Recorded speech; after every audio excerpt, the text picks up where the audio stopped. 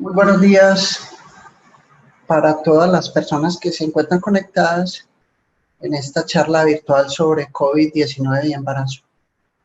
Mi nombre es Jader Gómez Gallego, soy profesor del Departamento de Ginecología y Obstetricia de la Universidad de Antioquia. Espero contribuir con la información revisada durante la charla para que todos podamos contribuir en la atención con calidad y con humanismo de los pacientes que están infectados. Se ha denominado lo que el ginecobstetra debe saber sobre COVID-19 y embarazo, pero les advierto que en un gran porcentaje de la charla vamos a revisar los aspectos pues de una manera, pretendo que sea de una manera completa todo lo que tiene que ver con respecto a la infección. A finales de diciembre del año pasado, en la ciudad de Wuhan, en China, se presentaron algunos pacientes que consultaban por neumonía cuya causa no era conocida. Eso más o menos la Organización Mundial de la Salud lo tiene informado como a partir del 31 de diciembre del año 2019, alrededor de 27 pacientes. Cuando hay un virus nuevo que emerge, esa emergencia de ese virus nuevo tiene tres aspectos de máxima peligrosidad, que son la transmisibilidad, la letalidad y la capacidad de contención y la necesidad de mitigación. Eso ha sucedido con todos los virus emergentes que son nuevos para la humanidad. Conociendo el virus, pues todos los han visto a partir de las revisiones de la literatura. Esa es más o menos su estructura. Es un virus RNA con un genoma muy grande, alrededor de 30 kb, codifica proteínas no estructurales claves para la replicación y la patogenicidad, y en esas proteínas se incluyen dos proteasas cisteína, un RNA dependiente polimerasa que se denomina RDRP. Tiene esta proteína con la cual se liga al receptor. Se une a los neumocitos tipo del alvéolo en un receptor, que es el receptor llamado ACE2, el receptor de la enzima convertidora de angiotensina 2. Es un receptor que también se encuentra en las células intestinales del intestino delgado. Este trabajo, publicado en el Journal of Pathology en el año 2004, identificó plenamente la presencia de este receptor AC2 en células del neumocito tipo 2 y en células del intestino delgado, de los enterocitos. Ese receptor ACE2 es una metalopeptidasa que se conoce como el receptor ACE2. Por eso muchas de las manifestaciones clínicas, cuando las personas se infectan, pues las principales manifestaciones y gravedad de la enfermedad son las manifestaciones pulmonares, pero también hay pacientes que tienen manifestaciones intestinales como la diarrea.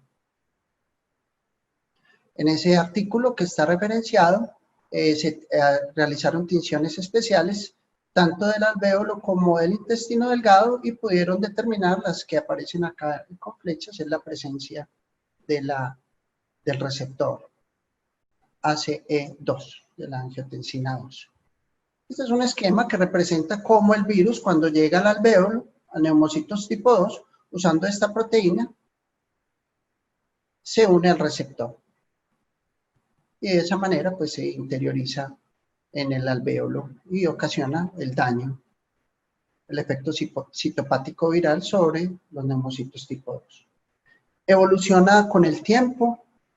Eso complica mucho más las cosas. Se han encontrado dos tipos diferentes, o dos grupos diferentes del COVID-19. El haplotipo L es el más prevalente globalmente. Es el que apareció más comúnmente en la o más temprano en la pandemia, es el responsable de la gran mayoría de los casos que se presentaron en Wuhan y es el más virulento. El haplotipo S es menos prevalente globalmente, emergió más tarde en la pandemia y es más común por fuera de Wuhan y es menos virulento. Esa referencia que está ahí, se la recomiendo, la busquen en internet porque hace una revisión muy buena de la enfermedad. ¿Cómo el SARS-CoV-2 causa la enfermedad? Entonces ya lo vimos, a partir de esos receptores virales, de esas proteínas virales, se une el receptor ACE2. Entonces entra el virus al epitelio respiratorio y un aspecto muy interesante publicado en ese artículo del Journal of Pathology es que ese receptor está en el cromosoma X. Posiblemente esto explica las diferencias entre hombres y mujeres en cuanto a la infectividad y el resultado de la enfermedad. Como lo vamos a ver ahora, la primera publicación de la primera cohorte en Wuhan eran 41 pacientes y de esas 41 pacientes, la gran mayoría eran hombres. Un mensaje clave es que hay una necesidad urgente para definir precisamente cuál es la correlación entre la inmunidad y los predictores de riesgo de progresión. Con respecto a la contagiosidad y la gravedad, todos han leído el llamado RO. El RO es el número reproductivo básico. ¿Y a qué se refiere el RO? Es el número promedio de casos secundarios a partir de un caso primario en una población enteramente susceptible. Para el virus, el RO es de aproximadamente 2 casos en promedio, pero oscila entre 2.5 y 2.9. Si el RO es menor de 1, la epidemia se está acabando. Si el RO es igual a 1, la epidemia continuará a un ritmo constante y si el RO es mayor de 1, la epidemia se incrementará de manera exponencial según los modelos matemáticos desarrollados para la enfermedad, para los cuales ustedes también probablemente conocen los trabajos del Imperial Royal College del Reino Unido. A partir del, ahora nos referiremos un poco a esos trabajos. Entonces, cuando hablamos de esta infección es muy importante que entendamos cuál es el RO y el RO identificado promedio está alrededor de 2.5 a 2.9. Ese es un RO que es similar a la pandemia de gripa del año 1918 e implica que cerca del 50% de la población tiene que hacerse inmune para detener la diseminación del virus. Con respecto a la gravedad, 1 a 2% de aquellos quienes son sintomáticos mueren, mucho más alto riesgo de muerte para los ancianos, pacientes con cáncer y con enfermedades cardíacas, pacientes que están tomando medicación inmunosupresora. Algunos, incluyendo a la mayoría de los niños, no tienen síntomas, el riesgo de muerte por infección es más bajo, del 1 al 2%. Cuando nos referimos a una pandemia, también es importante explicar el concepto de aplanar la curva y qué necesitamos hacer para que esa curva se aplane. Traigo esta curva que salió, me disculpan, probablemente pues es la misma curva que aparece en las revistas médicas, pero en este caso lo traje del periódico El Espectador en un artículo de revisión de la doctora Zulma Kukunuba, que de una manera muy sencilla explica la curva. Entonces, por eso lo traje. Entonces, en esa curva tenemos esta primera parte de la curva, que es el comportamiento de la epidemia cuando no hay intervención. Y este sería el comportamiento de la epidemia cuando hay alguna intervención. ¿Por qué es importante que haya intervenciones para el control de la epidemia? Porque retrasa el pico del brote y esto nos permite algunas estrategias para contener el flujo de pacientes a los hospitales y no colapsen los servicios de urgencias o las unidades de cuidado intensivo ya bien escasas en nuestro medio. En esta referencia aparece que Colombia tiene alrededor de 87.588 camas en hospitales y 8.081 son de cuidado intensivo, pero hay datos de camas de UCI mucho menores de los que dice la referencia. Entonces es importante controlar con medidas de intervención esta primera parte para descongestionar los servicios de urgencias y especialmente las unidades de cuidado intensivo, a donde van a llegar probablemente los pacientes con las manifestaciones más graves de la enfermedad. Además, para disminuir los casos y los impactos en salud. Un resumen de por qué necesitamos aplanar la curva, y es que menos personas se infectan en una epidemia aplanada o controlada. Aquellos que se infectan lo hacen más tarde, cuando posiblemente tengamos más expectativas o más seguridades con respecto al tratamiento, y la demanda máxima de atención médica es menor en una epidemia controlada. Entonces no vamos a colapsar a los hospitales y especialmente en sus servicios de urgencia y en las unidades de cuidado intensivo, que es donde pensamos va a estar la gran dificultad para la atención de los pacientes. La situación mundial hoy, entonces, en esta referencia que probablemente muchos conocen, se puede consultar minuto a minuto cómo van las estadísticas de la enfermedad.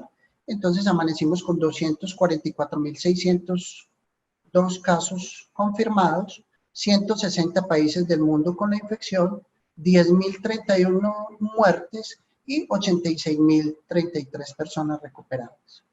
Esto es el panorama mundial en la mañana de hoy, un dato aproximadamente de 5 de la mañana. En Colombia aparece en esta fuente de información 102 casos, pero si nos vamos a los datos del Instituto Nacional de Salud para la mañana de hoy, aparecemos ya con 128 casos confirmados, 3.879 casos descartados y 11.804 casos confirmados en América. En Antioquia, según información en la mañana, pues que fue, la última actualización fue a las 8 de la noche, aparecían 8 casos, pero ya probablemente los datos que están en los medios son alrededor de, pues están de 11 casos. Medios para aplanar la curva, ya hablamos de la curva y qué podemos hacer para aplanar la curva.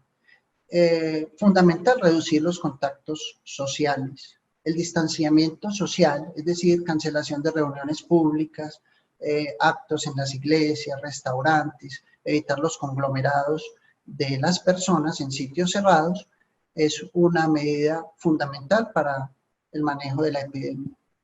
Mejorar la ventilación y la humidificación de los edificios es también otra de las medidas necesarias. Permitir una licencia por enfermedad remunerada para todos los trabajadores enfermos por COVID-19, considerar cerrar las instituciones educativas y trabajar desde la casa si es posible. Para pasar de la contención a la mitigación, que son dos conceptos también fundamentales, para la contención hay que encontrar y aislar los casos, encontrar y poner en cuarentena los contactos. No es efectiva si únicamente se aplica a una pequeña fracción de los casos. Los costos y el personal dependen del tamaño de la epidemia en una fase de contención. En la fase de mitigación, el distanciamiento social, que algunas publicaciones lo propone como un distanciamiento social de manera intermitente. Construir un plan de higiene de manos, como vamos a revisarlo más adelante, y se deben priorizar en la protección los grupos de mayor riesgo, ya mencionados y que probablemente en el transcurso de la charla los vamos a reiterar. Esa fase de mitigación tiene inconvenientes para todos, como ya lo hemos podido vivir, el aislamiento, los inconvenientes desde el punto de vista económico, entonces tienen un impacto para todos. ¿Cómo es la dinámica de la transmisión? Se aprende mucho de los SARS, de las epidemias pasadas. Entonces, con las epidemias de SARS, porque este es el tercer coronavirus que afecta a los humanos en una epidemia, la primera fue en el 2002, el SARS, la segunda fue en el 2012, el MERS, y ahora el COVID-19. Y esa dinámica previa se nos ha enseñado que la transmisión viene de los mercados con animales vivos, como sucedió en Wuhan, donde probablemente hay algunos animales que son, es una entidad que parece ser una zoonosis, donde hay algunos animales que son reservorios, pasa a los trabajadores de los hospitales y finalmente a la comunidad. Y el efecto de la globalización ha facilitado la notable expansión internacional que ha presentado el COVID-19. Siguiendo con los aspectos de la transmisión, cuando la infección inicia, pues hay un periodo presintomático que es muy delicado porque tanto el periodo presintomático como asintomático, pues facilita el contacto de esas personas presintomáticas o sintomáticas con grupos poblacionales y su diseminación a la población en general. Los cultivos virales en esas etapas pudieran ser positivos y finaliza la infección con cultivos nasofaríngeos persistentemente positivos con una media de 20 días. La transmisión nosocomial ha sido muy bien demostrada para todos los virus coronavirus. En esa referencia aparecen 41% de pacientes hospitalizados por la infección, se piensa que se deben a esta transmisión nosocomial. Hay dos tipos de transmisión que se plantean, que es por gotas, que puede ocurrir. El riesgo es si nos encontramos a menos de 2 metros de una persona que tenga el coronavirus. Y el aire es controvertido si realmente pudiera haber transmisión por aerosoles. Con respecto a ese mecanismo de transmisión y su manera de impedirlo, pues hay que usar de manera muy correcta las mascarillas. Tenemos la mascarilla facial y las mascarillas N95, que son más ajustadas a la cara. Ese tipo de mascarilla N95, pues no se recomienda que lo use la población en general, porque pues se debe usar para casos más especiales, pues en ambientes probablemente intrahospitalarios y con alto riesgo de transmisión por aerosoles, como se los voy a mostrar más adelante.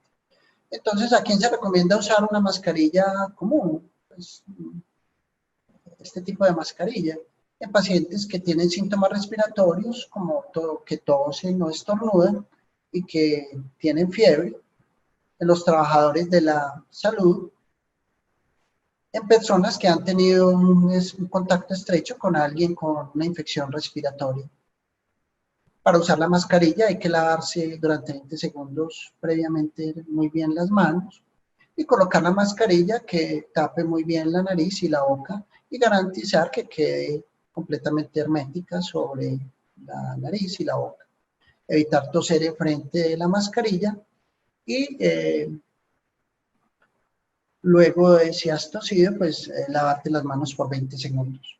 Para removerla, pues se quita con mucho cuidado de la cara, sin tocarla por el frente y descartándola en una caneca que se va a desechar posteriormente. Y lavarse nuevamente las manos durante 20 segundos. Ese es el uso correcto de la mascarilla.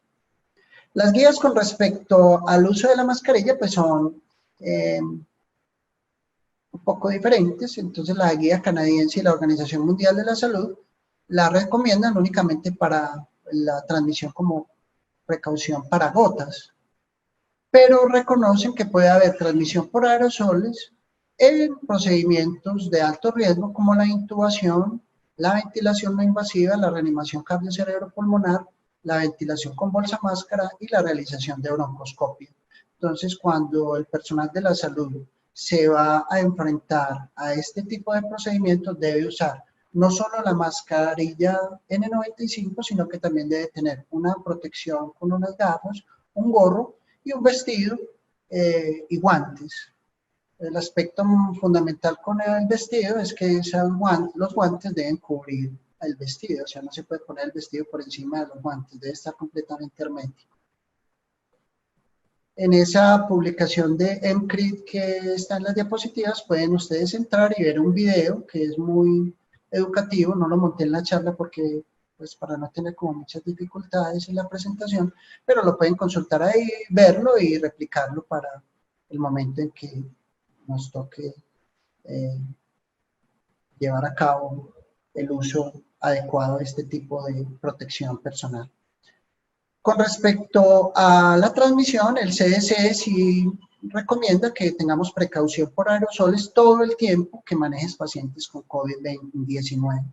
Esto depende mucho también como de las disponibilidades económicas porque hay que cuidar el recurso.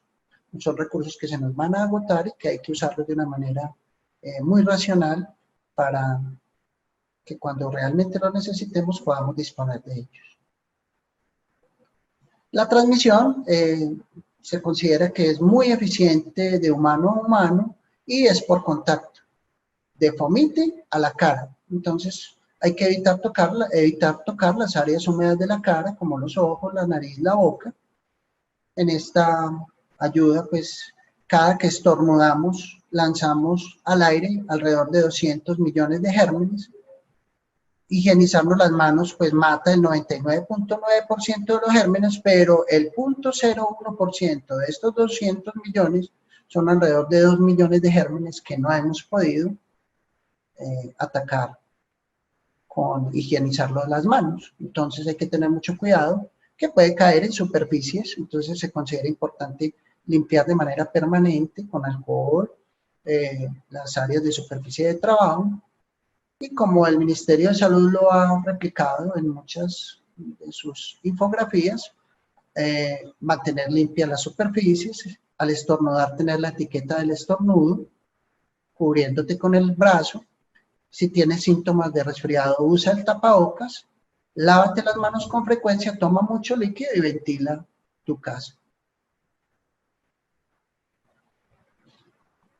En Medscape aparece, como es un fomite, se puede transmitir por fomites, aparecen los tiempos en que persiste el coronavirus sobre la superficie. En plástico alrededor de 5 días, en papel alrededor de 4 o 5 días, en vidrio alrededor de 4 días, en madera alrededor de 4 días, en el acero 48 horas, en la superficie de los guantes quirúrgicos 8 horas y 2 horas a 8 horas en el aluminio. Entonces, de todas maneras, no olvidar, fuera de las precauciones universales con no tocar las áreas húmedas de nuestra cara, tener muy en cuenta la persistencia del virus en estas superficies. Aquí hay que llamar la atención con respecto al dinero, por ejemplo, las monedas, los billetes, que son de tanto contacto entre la población. Entonces, para que tengamos mucho cuidado con ese tipo de situación. Hay que hacer unas preguntas claves para impactar en la evaluación. Entonces, en esta referencia del New England Journal, nos hacen un recorderis de algunas enfermedades por coronavirus y otras epidemias o pandemias que ha habido y nos relacionan los casos de fatalidad si fueron declaradas o no pandémicas. Mire que para enero 24 de este año, el coronavirus no había sido declarado por la Organización Mundial de la Salud como una pandemia. Pero los que sí fueron declarados como pandemia, por ejemplo, el SARS-CoV, tuvo una tasa de fatalidad del 9.5 y el MERS, que no fue declarado pandémico, 34.4. Y que, ni qué decir del ébola, con una tasa de fatalidad del 63%. Las tasas de fatalidades para el coronavirus 19 pues están en evolución y son las que hemos descrito ya previamente en la charla. Cuando nos enfrentamos pues a un virus nuevo, está esto que también sale en la gran mayoría de la literatura, que es la pirámide de la enfermedad. Entonces, ¿cómo se está construyendo la pirámide de la enfermedad para el COVID-19? En la base de la pirámide estarán los casos leves o asintomáticos, que son pacientes que probablemente no buscan cuidados de la salud porque no son sintomáticos y no tienen un diagnóstico y son los que se encargan de diseminar el virus a sus contactos. En esta base de la pirámide para COVID-19, pues se estima que es alrededor del 80% de las personas que se infectan. Los casos moderados estamos hablando alrededor del 15% y los casos graves serían alrededor del 5%. Los graves pues son pacientes que ya buscan la atención en salud. Normalmente ya los funcionarios y los médicos nos encargamos de los funcionarios de la salud de hacer el aislamiento, de buscar los contactos y de evitar la diseminación nosocomial. Y lamentablemente pues hay casos de muerte.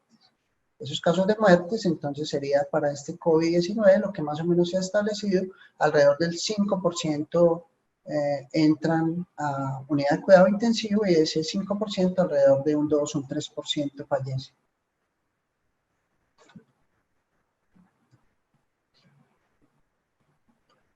Vamos a hacer una revisión de los casos reportados. Esta es la primera serie reportada en China, apareció en el New England Journal y se trata de una serie de 41 pacientes. De esa serie de pacientes, las de 41 pacientes, la gran mayoría eran hombres, eran 30 hombres y 11 mujeres. Todos llegaban con síntomas respiratorios. Esta es una de las placas que aparece en el artículo de las complicaciones pulmonares de algunas de esas pacientes, donde se observan infiltrados pulmonares que comprometen de manera bilateral el pulmón y que a medida que progresa la enfermedad puede hacerse supremamente grande el compromiso pulmonar con un síndrome de dificultad respiratoria bastante grave que lleva a la necesidad de ventilación mecánica. Las características clínicas de esos 41 casos es que la gran mayoría tienen un periodo de incubación alrededor de 4 o 7 días, se admiten después de 7 días al hospital. Al octavo día de la presentación de la admisión al hospital, presentan disnea y desde el ingreso hasta la aparición del síndrome de dificultad respiratoria puede haber un tiempo tan corto como de 2 días, o sea que la evolución puede ser supremamente rápida. Y de ahí ya cuando dependen de una ventilación mecánica, pues ingresan a las unidades de cuidado intensivo. Entonces, probablemente en la descripción de estos casos, mire que son 41 casos, el 29% tuvieron síndrome de dificultad respiratoria, de esos 11 pacientes tuvieron que ir a la unidad de cuidado intensivo para ventilación mecánica y un paciente no estuvo en un ambiente que no era de unidad de cuidado intensivo. Con respecto al pronóstico y las muertes, en esa cohorte que es pequeña, pero es la primera cohorte descrita en China, se murieron 6 pacientes, o sea, el 15% de fallecimientos. Este es el primer caso reportado en los Estados Unidos. Se trata de un hombre de 35 años que había estado en Wuhan, venía de visitar su familia en Wuhan en enero 15, llegó a Washington después de haber visitado Wuhan, llegó a Washington en enero 15, estuvo trabajando el día 16 de enero, el 17, el 18 permaneció en el hogar y el 19 ya consultó en Washington a un centro de atención porque llevaba 4 días ya de evolución de fiebre y mucha tos. Mire, la evolución de la enfermedad, uno de los síntomas más importantes es la tos con fiebre. Además tenía rinorrea, fatiga y todo lo que puede ocasionar pues, la infección viral y diarrea, como lo habíamos mencionado, por la presencia del receptor a nivel intestinal. Ese paciente no tenía, era relativamente una edad de 35 años, no tenía comorbilidades, se describía que era hipertrigliceridémico y no era fumador. La evolución en general del paciente fue estable, solo necesitó tratamiento con líquidos endovenosos, ondansetron para el vómito, y posteriormente, como en el día 8 de su evolución, le aplicaron un antiviral, que lo vamos a revisar ahorita más adelante en la presentación, como una prueba terapéutica. De todas maneras, el paciente al día 12 de hospitalización iba mejor, pero el artículo finalmente no dice cómo termina la evolución, pero sí está descrito ese primer caso, con lo que hemos mencionado, que básicamente consultan por tos y fiebre. Con respecto a los casos de fatalidad por grupo etario, pues ya habíamos analizado cómo la tasa de fatalidad por los mayores de 60 años es muy alta. Mire, los mayores de 80 puede ser hasta el 15%. La transmisión ocurre principalmente a través de aerosol. La enfermedad más grave ocurre en la población anciana, especialmente hombres y en pacientes con comorbilidades. En las etapas de la enfermedad, pues hay una primera etapa que es la etapa replicativa, donde ocurre replicación viral en un periodo de varios días. La respuesta inmune innata falla en la contención del virus, porque pues obviamente es un virus nuevo, ningún sistema inmunológico lo conoce. Falla en la contención del virus, pero los síntomas son leves. En la segunda etapa de la enfermedad, que es la etapa que se describe como de inmunidad adaptativa, lleva a una caída en los títulos del virus, pero esa caída en los títulos del virus puede aumentar el nivel de las citoquinas inflamatorias y llevar a un daño tisular con el deterioro clínico, especialmente pues en el órgano más comprometido, que son los pulmones. Entonces, mensajes clave: los síntomas clínicos iniciales no son necesariamente predictores del deterioro. Las terapias antivirales para esta etapa inicial replicativa son apenas etapas experimentales, con poco número de pacientes, con trabajos con algunos defectos metodológicos, obviamente por el tamaño de la muestra, porque no son aleatorizados, en fin, como lo vamos a revisar más adelante, pero digamos que se ha estado aplicando a algunos pacientes en esta etapa replicativa algunas terapias antivirales y otros medicamentos que se han rescatado para su uso, como la cloroquina, que la vamos a mirar ahora. Y en la etapa de inmunidad adaptativa, se podría usar una terapia inmunosupresora, por ejemplo, bajas dosis de esteroides. Con manifestaciones clínicas y paraclínicas, entonces los síntomas, el 89% de los pacientes presentan fiebre, pero la fiebre a la admisión es apenas del 44%, o sea que muchos pacientes no tienen fiebre, al 44% según esta revisión pudieran tener fiebre. El 68% tienen tos, producción de esputo se relata apenas en un 34%, dolor de garganta en el 14%, congestión nasal en un 5% y puede haber diarrea en un 4%. Con respecto al periodo de incubación, alrededor de 4 días, pero puede ser tan corto como 2, largo como 7. Y en los estudios de laboratorio, el hemoleucograma muestra un 83% linfopenia, la PCR está elevada, más de 10 miligramos por litro en el 61% de los pacientes. Y una cosa muy llamativa es que la procalcitonina mayor de 0.5 nanogramos por mililitro en el 6%. La deshidrogenasa láctica mayor de 250 unidades por litro en el 41%. Y la elevación de las pruebas de función hepática ST y ALT mayor de 40 unidades por litro en el 22% de los pacientes.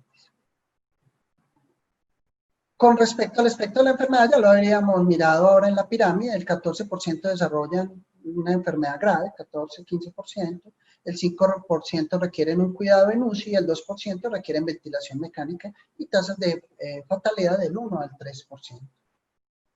El mayor riesgo de complicaciones, los pacientes mayores de 60 años con comorbilidades y que tengan puntajes de SOFA más altos, El dímero D, también muy llamativo, la serie los describen como muy altos, mayor de 1 microgramo por litro, o sea que pudiera ser muy útil. El dímero D es un aspecto a considerar en la gestante porque el dímero D por sí en la mujer gestante está elevado como un cambio propio de la gestación. Entonces, para nosotros en la mujer gestante el dímero D perdería un poco de valor, pero en las pacientes no gestantes está elevado, mayor de 1 microgramo litro. Las complicaciones más serias serían pues la neumonía, el síndrome de dificultad respiratoria, la sepsis, la lesión renal aguda y la disfunción cardíaca. Estas son las manifestaciones graves, da un síndrome de dificultad respiratoria con unos infiltrados que generalmente son bilaterales y con compromisos muy graves. Y acuérdense, como en esa etapa de la enfermedad, en esta bibliografía hablan de que el paciente desarrolla lo que se denomina una tormenta de citoquinas. Entonces, básicamente hay una infección viral con una respuesta inflamatoria francamente aumentada que finalmente termina produciendo la lesión pulmonar grave. Entonces, manifestaciones clínicas, mensajes para tener en casa, porque las tengamos en cuenta. El COVID-19 no es influenza. La eliminación prolongada del virus representa un gran desafío. El manejo clínico óptimo no se ha determinado aún. Las secuelas a largo plazo no están claras.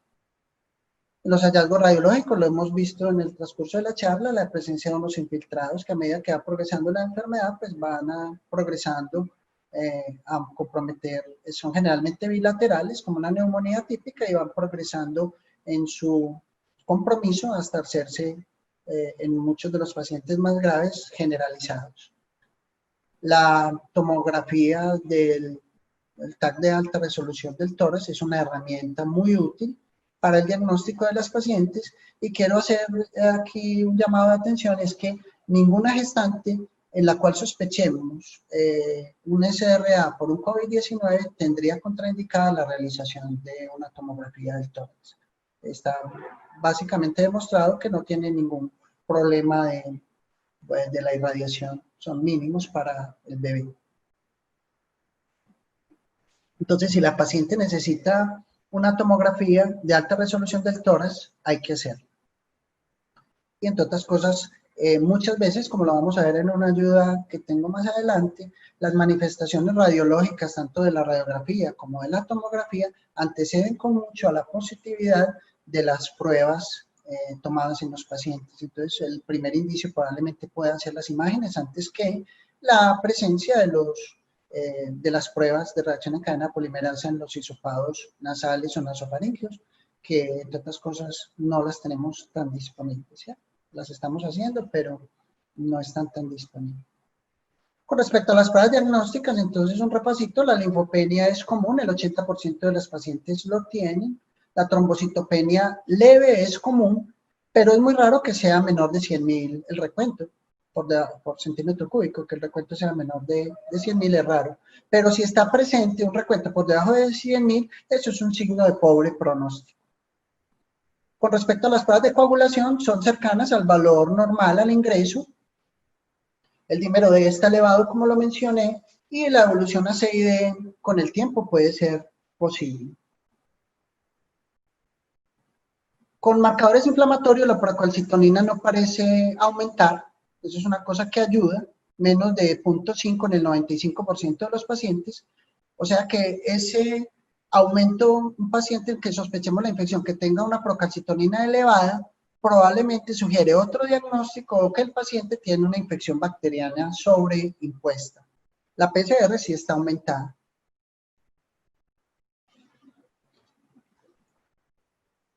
El panel viral convencional no funciona para COVID-19. Los hemocultivos hay que realizarlos por indicaciones usuales y hacer pruebas específicas. Entonces, para realización de pruebas específicas, si el paciente no está intubado, se deben hacer aspirados nasofaringeos, lavado broncoalveolar o esputo inducido, y les pongo 2 asteriscos ahí porque tanto el lavado como el esputo tienen un riesgo sustancial de transmisión. Y en el paciente intubado va a ser un aspirado traqueal. Las limitaciones de la prueba que se está llevando a cabo, que es la reacción en cadena en tiempo real, de polimerasa en tiempo real, tiene unas limitaciones, y las limitaciones vienen probablemente de cómo se toma la muestra, qué tan profunda fue la obtención de la muestra. Entonces, obtener un espécimen suficientemente profundo pudiera impactar en que la muestra sea positiva o negativa. La especificidad de la prueba parece ser alta, y la sensibilidad aproximada alrededor del 75%, oscila entre un 66 y un 88%. Un resumen: el COVID-19 no es una enfermedad binaria, sino más bien un espectro de enfermedad. Los pacientes más enfermos que tienen las cargas virales más altas pueden tener con más probabilidad una prueba positiva. Igualmente, una muestra tomada de manera muy temprana en el curso de la enfermedad puede revelar una más baja sensibilidad que las muestras tomadas cuando la enfermedad ya está más avanzada. La conversión de una prueba negativa a positiva toma un periodo de varios días, con tomografías, como se los mencionaba ahora, que a menudo muestran evidencia de enfermedad pulmonar mucho antes de la positividad de la reacción en cadena polimerasa. O sea que en este aspecto las imágenes se pueden adelantar a los resultados microbiológicos. Una sola reacción en cadena polimerasa negativa no excluye el COVID-19, especialmente si la muestra es nasofaringea o si fue tomada relativamente temprano en el curso de la enfermedad. Si la prueba es negativa, pero persiste la sospecha diagnóstica, debemos aislar al paciente y tomar una nueva muestra varios días después. Mensajes para llevar a casa sobre el diagnóstico. Se necesitan con urgencia pruebas diagnósticas de alto rendimiento que incluyan una prueba de RNA para medir la infección activa y una prueba de anticuerpos para determinar la exposición. Con respecto al tratamiento, no hay terapia antiviral específica disponible. Hay solo cuidados de soporte, considerar la ventilación mecánica en pacientes que tienen ya una falla ventilatoria diagnosticada. Puede haber infecciones concomitantes por bacterias o por hongos, corticosteroides, tocilizumab, otros medicamentos que se han estado usando como el lopinavir, ritonavir, la cloroquina, enciclovir, ribavirina, inhibidores de ECA, y de manera experimental el favipiravir, el remdesivir y monoclonales. El remdesivir es el antiviral que le administraron al primer paciente en los Estados Unidos. Este es como un resumen de algunos medicamentos antivirales disponibles que están siendo investigados. El favipiravir fue desarrollado originalmente para el tratamiento de la gripa. Es un probable terminador de cadena que trabaja en esta proteína del virus, RP. Es relativamente débil en la actividad in vitro, entonces mire que el problema que tiene es que se experimenta con el virus de manera in vitro, pero no se sabe cómo se comporta en el humano en vivo, y está siendo probado en combinación con otros medicamentos. Con respecto a remdesivir, es una prodroga ribonucleótida, originalmente estaba dirigida para el tratamiento del ébola y del marburg, ha demostrado actividad in vitro e in vivo contra el SARS y el MERS, y la potencia que está descrita de 1 a 2. Con respecto a otros antivirales, el lopinavir, ritonavir, pero claramente estos inhibidores de uso son inhibidores de uso incorrecto para inhibir las proteasas del virus. Se están usando solos y en combinación, y hay otros inhibidores de proteasas que también se están considerando. Este que se llama el umifenovir es un tratamiento para la gripa, no está aprobado en los Estados Unidos, afecta la entrada del virus, es potencialmente a través de la interacción con las proteínas del virus y está siendo investigada en combinación con oseltamivir. Otros tratamientos que se investigan, la cloroquina, que es el tratamiento pues, para la malaria, que parece que tiene actividad como un antirretroviral en otros virus, pero está como en fase 2 el estudio clínico, pero todavía es muy prematuro para sacar conclusiones con respecto a su uso. El desarrollo de una vacuna, que es otra pregunta que nos hacemos. El desarrollo de vacunas para este patógeno avanza, es pues, indiscutible que está avanzando de una manera más rápida que para cualquier patógeno en la historia de la medicina, pero el cronograma para la disponibilidad de una vacuna clínicamente útil no está claro. Ciertamente no parece estar disponible, no parecería estar disponible en los próximos meses. Se deben buscar múltiples vacunas en paralelo, ya que no está claro cuál será la más protectora y la más implementable, y se necesita una colaboración armónica entre los gobiernos, la academia y la industria para el desarrollo exitoso de ellas. Con respecto a aspectos claves en la vacuna, pues la viabilidad técnica, que provea inmunidad natural, que tenga diversidad de cepas, pues eso son la diversidad de la cepa delimitada, y preocupa que la posibilidad de aumentar la defensa dependiente de anticuerpos y que los cronogramas para el desarrollo de las vacunas no son suficientemente rápidos. Entonces el cronograma para el inicio de la fase 1 de prueba no es el mismo cronograma para la producción y luego el despliegue de 300 millones o más de dosis.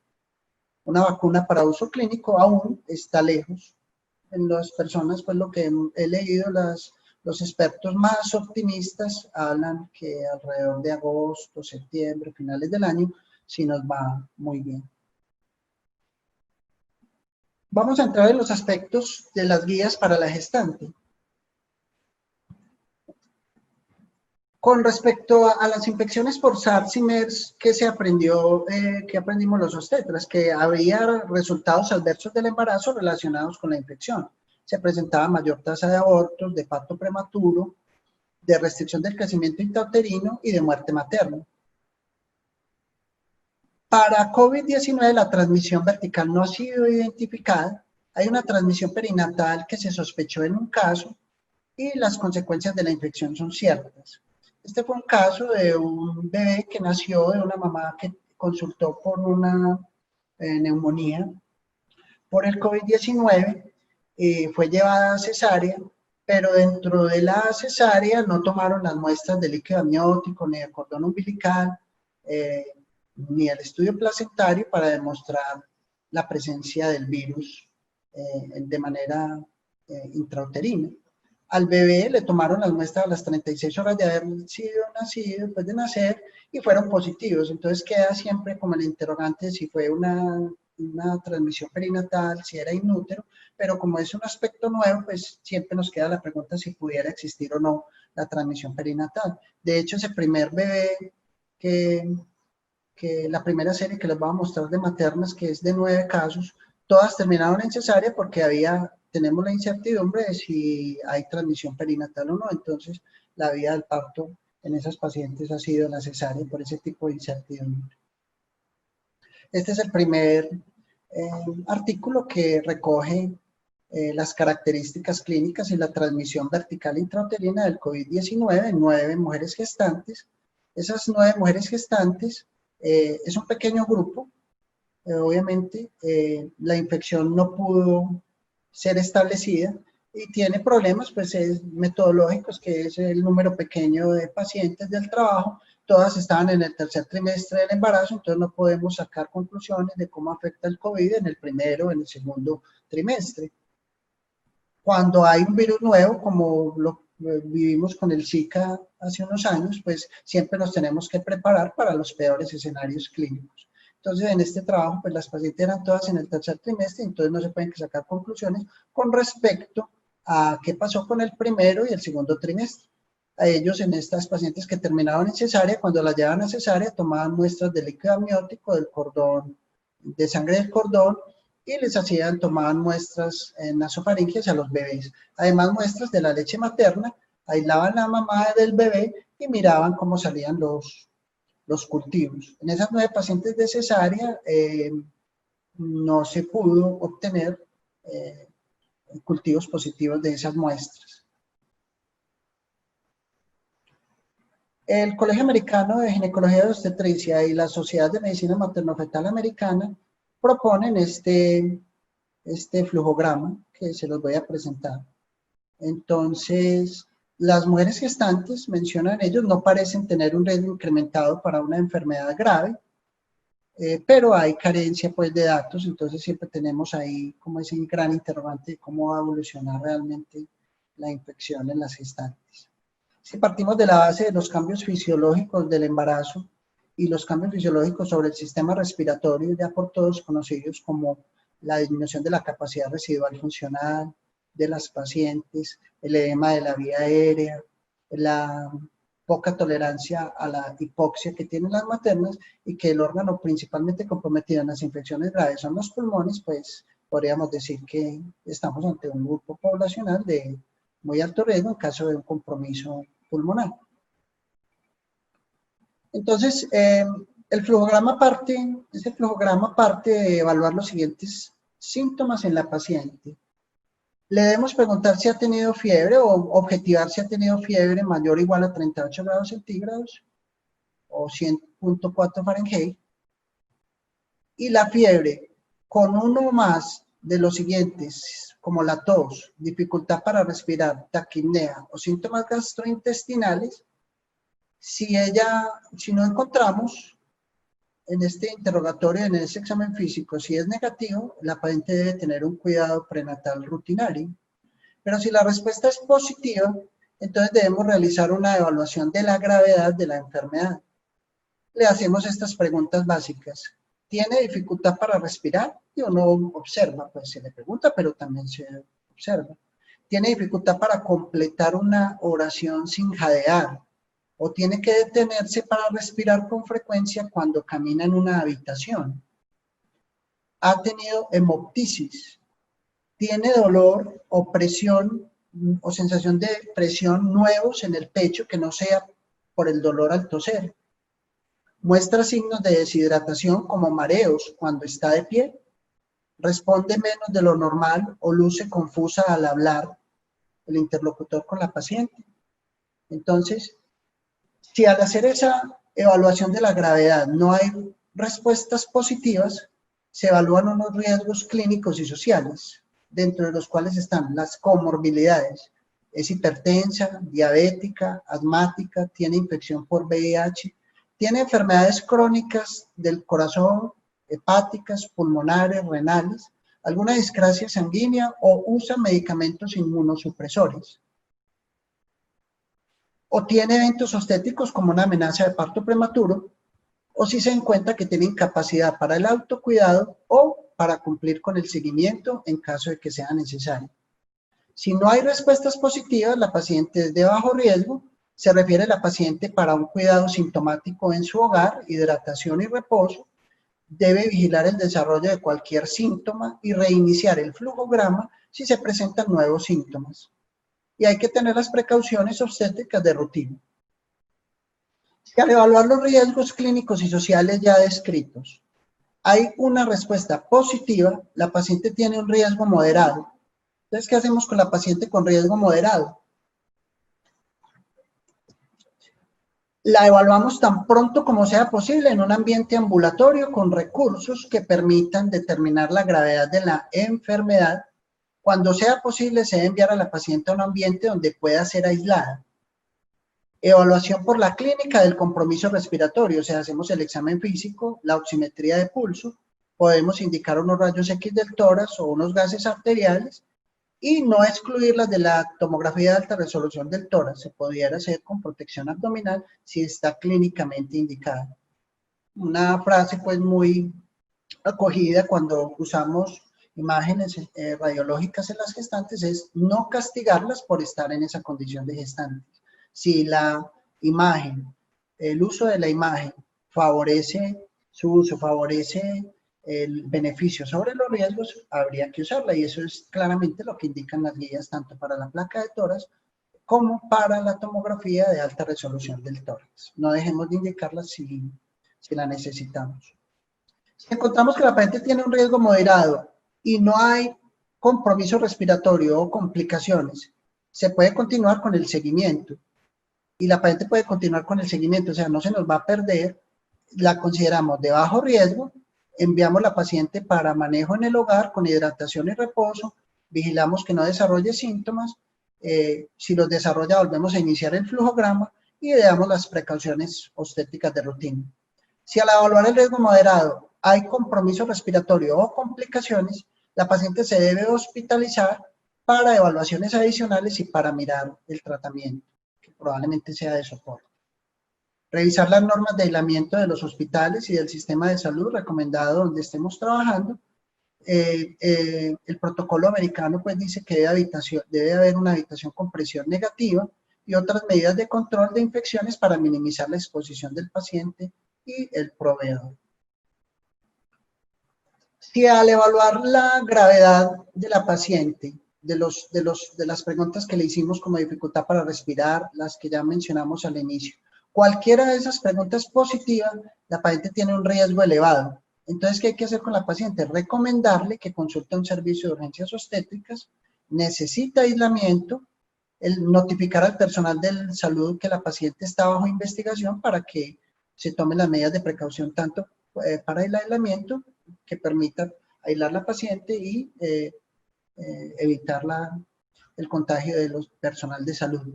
Se recomienda minimizar el riesgo de diseminación de la infección a otras personas o otros pacientes y al personal de salud y se deben adherir a las prácticas de control de la infección, incluyendo el uso del equipo de protección personal. En eso, pues, sí hay que hacer mucho hincapié y es en todo momento mantener muy presente las normas de protección personal.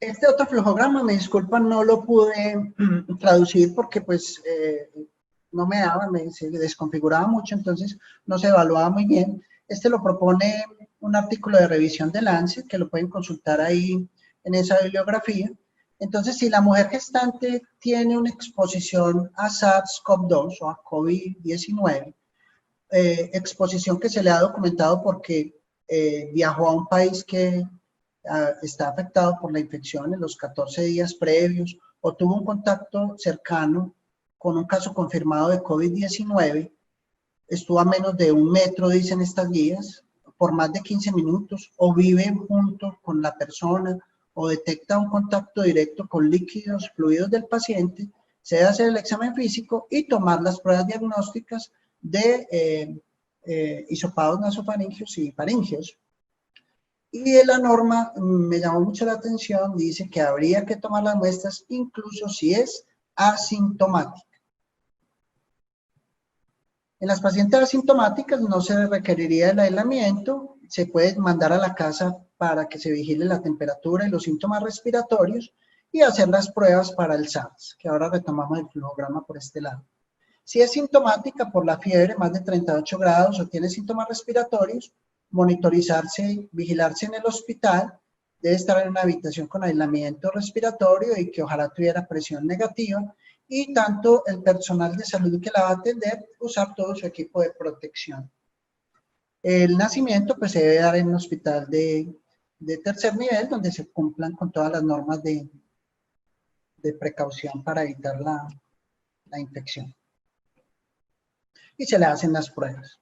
Entonces, retomando el flujograma, si la paciente está asintomática y la prueba le sale negativa, pues se para la vigilancia. Si la paciente está asintomática, pero la prueba le sale positiva, se debe aislar en el hogar por 14 días y al nacimiento no se debe permitir la lactancia, la madre se debe aislar del bebé hasta que haya una depuración viral. Se debe hacer una vigilancia del ultrasonido para el crecimiento y con Doppler cada 2 semanas de esa paciente, porque pues lo hemos aprendido de las otras infecciones por coronavirus, como el SARS y el MERS, es que puede haber una asociación con restricción del crecimiento intrauterino que apenas tenemos que estar vigilantes. En los casos sintomáticos, si la paciente tiene la prueba negativa, se aísla en el hogar 14 días. Si los síntomas persisten, se vuelve y se hace la prueba. Y si la paciente está asintomática y la prueba es positiva, se debe hospitalizar en un hospital de tercer nivel, hacerle una vigilancia clínica adecuada con temperatura, frecuencia cardíaca, presión, frecuencia respiratoria 3 o 4 veces por día y realizar imágenes del tórax, como la placa de tórax o la tomografía de alta resolución. Con respecto al feto, monitorizar frecuentemente la frecuencia cardíaca fetal. Se puede practicar maduración fetal con betametasona, dependiendo del estado materno, entre la semana 34 a 37, y el uso de antibióticos como tratamiento dependen de los protocolos locales. El ingreso a la unidad de cuidado intensivo se aconseja si el quick SOFA de la paciente tiene más de uno de los criterios, es decir, si la presión sistólica es menor de 100, si la frecuencia respiratoria es de más de 22 o el Glasgow menor de 15. O sea, el quick SOFA pues original, no es el que propone otros quick SOFA modificados para la gestante, sino el que se ha descrito para la población general. Uno más de esos criterios de quick SOFA nos da para ingreso a unidad de cuidado intensivo. Si la paciente progresa a una falla grave, considerar el nacimiento por cesárea en caso de que haya un choque séptico, una falla orgánica aguda o si hay sufrimiento fetal agudo. Si el nacimiento se debe dar antes de 24 semanas, pues se evalúa la viabilidad y en los casos de estas pacientes afectadas de manera grave con embarazos de menos de 24 semanas y la legislación lo permite, pues se debe interrumpir voluntariamente el embarazo.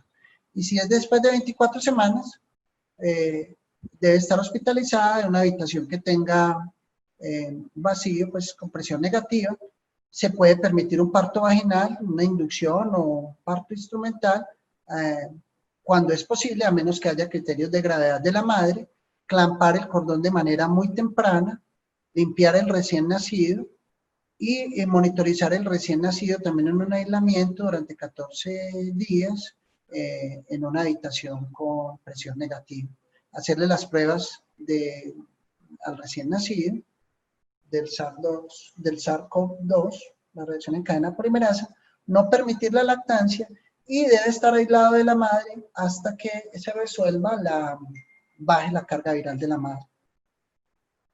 Finalmente, ya como unas actitudes frente a una pandemia que han sido muy evaluadas y que se han recomendado por el Imperial College of London, nos recomienda que en una pandemia es necesario que nos demanda 3 actitudes muy importantes, que son la prudencia, la solidaridad, la planeación y la adaptación al cambio, porque como ustedes han visto en el día a día, aparecen situaciones nuevas que no tienen la mejor evidencia, pero de la cual estamos todos aprendiendo. Espero pues que les haya servido mucho y muy agradecido por la atención.